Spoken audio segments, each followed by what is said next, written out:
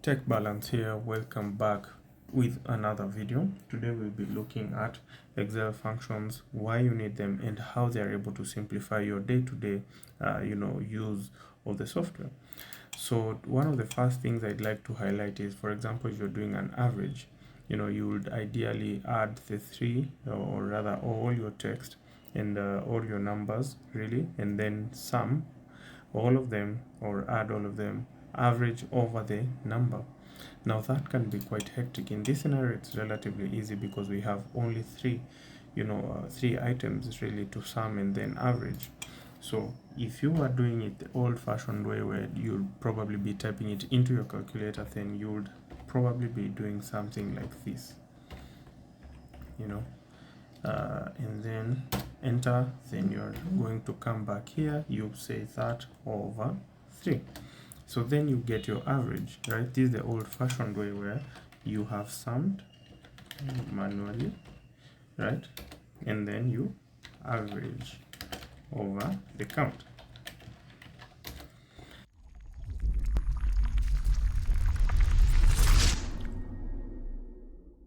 Just a quick tip while we're here, you can see you are not able to see all the text. If you hover your mouse between any two columns, you see two pointed arrow with a separation. Double click and it automatically sizes your column to the longest text. The other alternative is to wrap your text. So just quickly back to our formula. What if you were to use the formula average? Just to quickly see how it quickly makes your life simple. You just type in equals average, you select your data set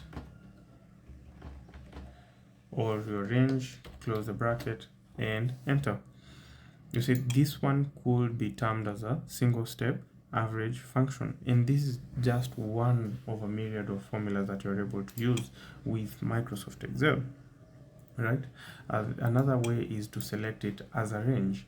So if you're working with Microsoft Excel and you want to select your data set as a range, range avg, right? One of the quickest ways you can do that, you can say equals average, hold down the shift button and close your brackets over the count.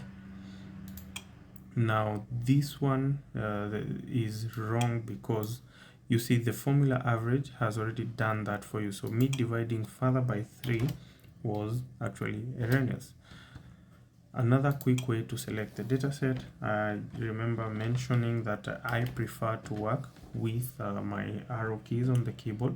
After you type in the formula, you see it immediately starts bringing up suggestions. When you find the formula that you want to use, just hit tab. It quickly puts in the formula for you. You can hover with your mouse. You can see my mouse. Then just select the range, close your bracket, hit enter. Same result, different way of entering your formula. So Excel really is able to simplify your formulas in so many ways, and it's not just about arithmetic functions, right? There are functions such as what we call now, which is really all about helping you identify the date today.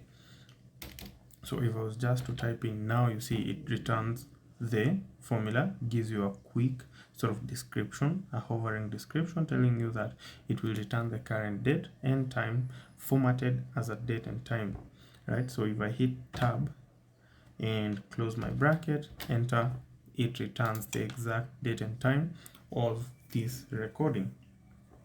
So there are other functionalities that you are able to use. So for example, we can look at one last formula for today's video. Maybe we can consider the large. So large will ideally return to you the largest number in a range of specified cells. So if I just type in large, it pops up. Then I will select my array of data, and notice that the array can just be along a column, along a row, along a single column, or a matrix. So once I've selected that, remember to always lock your data by clicking on F4. The advantage of locking your data set is that when you're copying the formula across various points, it's not carried over, as I'll quickly show you this. Sorry. So, let's say, for example, I wanted the largest of this data set.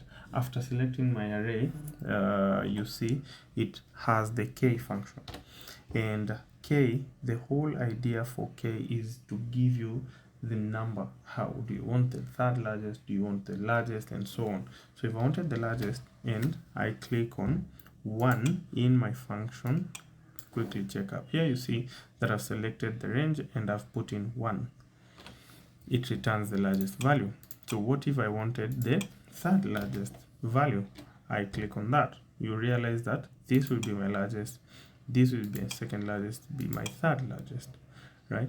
If I wanted maybe the fourth largest or the fifth largest, I can change that quickly in my formula, and I'm able to see that, you know, it immediately returns my fifth largest character. Now, you've also realized that Excel, it can and is always very, very particular in that if you are not putting all the, all the arguments required for your function to work, it becomes very hard to work with. So in this scenario, we have manually fed these formulas. What if we use the assist tool? Excel has an inbuilt tool that helps you, get your formulas up and running as fast as possible, especially if you're a beginner. And one of these tools is the wizard. It's more or less a function wizard. Let me just type that here for you to see. And just zoom in, click to automatically adjust my column headers. You can always beautify this as you wish. So if I wanted to use my function wizard, one of the fastest ways to access your wizard, you can quickly type in wizard, scroll through the suggestions that you need, or just simply typing function, you get through into the insert function. Now it will automatically give you a brief sort of window for you to type in what you want. So if I'm looking for something like the large formula, or maybe the now, let me just put it now, go. So it will quickly search through all the functions within Excel that match your specific description. And you can realize there are a number of such functionalities, and we'll definitely go through all these various operations. For now, what we're looking for is this specific function that returns the current date and time formatted as a date and time value. So I'll click on OK. It immediately puts it in for me. But remember, this specific argument does not take, this specific function does not need any arguments, which is why we were not asked to put any specific variables in there. So clicking OK, it returns same exact data.